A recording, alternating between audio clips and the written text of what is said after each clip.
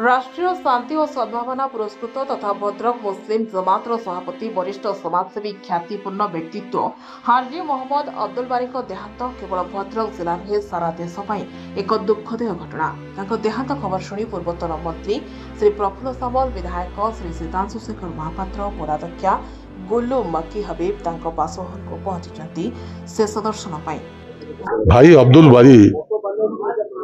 जड़े महान व्यक्तित्व। आज तांकर तिरोधान रे खाली भद्रक पाई नुहे समग्र ओडिशा पाई आज गोटे सद्भावना जो वातावरण सृष्टि करथिले आज सेटा शेष हो गला। भद्रक पाई मुरबित्व जो थिला ता भी मध्य आमे किछि समय पाई आमे ताको मध्य हरैलु। एभली व्यक्तित्व हनीफ बाबू पदे आमे पाइबा कष्टकर थिला एवं आमे समस्ते जानती हिंदू मुस्लिम निर्विशेष समस्त भितर किभली सद्भावना रहिबो सेति से आप्राण चेष्टा करथुले। जोथि एटी पुलिस आवश्यकता जेतिकी नथिला बारी बाबू आवश्यकता सेतिकी थिला एवं दीर्घ दिन धरी आमर जो मुस्लिम मजात अच्छी 14 महिला कमिटी तार सभापति हिसाब से निखुणतार सहित कार्य करने सहित तांकर दक्षतार जो परिचय पाइले सरकार तांको खाली सम्मानित कले ना जे श्रेष्ठ सद्भावना पुरुष हिसाब से तत्सहित जिते कौन आवश्यकता पड़ी पुलिस इन्स्टिट्यूशन हो सरकार कौन गोटे जो मैंने नुआ नुआ कर्मचारी आसती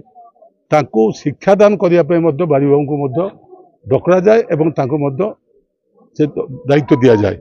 एवं ये जो भाव अध्ययन कर पाठ पढ़ाती शिक्षादान करते शुणला जानला कहले आम आंकर सेवाटा आम बहु आगु नबार थिला। से जा हो किसी दिन धरी आप देखिथे से जो असुस्थ हो पड़े से निजक केवे असुस्थ बोली भावु नथिले किंतु तांको चेहरा भी असुस्थ बोली कहू नथिला किंतु 86 वर्ष पदार्पण कला मनीषर निश्चित भाव तार जो कर्मक्षमता कमिबा स्वाभाविक किंतु से तांकटू परामर्श शेष पर्यंत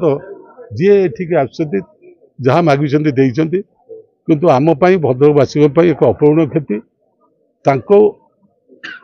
क्षति को भरण करने एत सहज नुहे एवं ये जो दाउन दुख आम अंचल देगले से दुख को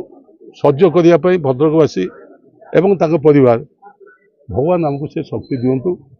एवं आम आशा करिबा बारी भाई तुम जोठिकी जाओ कारण तो जन्म थिले मृत्यु थाए तुम शांति रहो तुम आत्मा शांति रहो। भद्रक शेख तैसीम का रिपोर्ट HTQ मीडिया।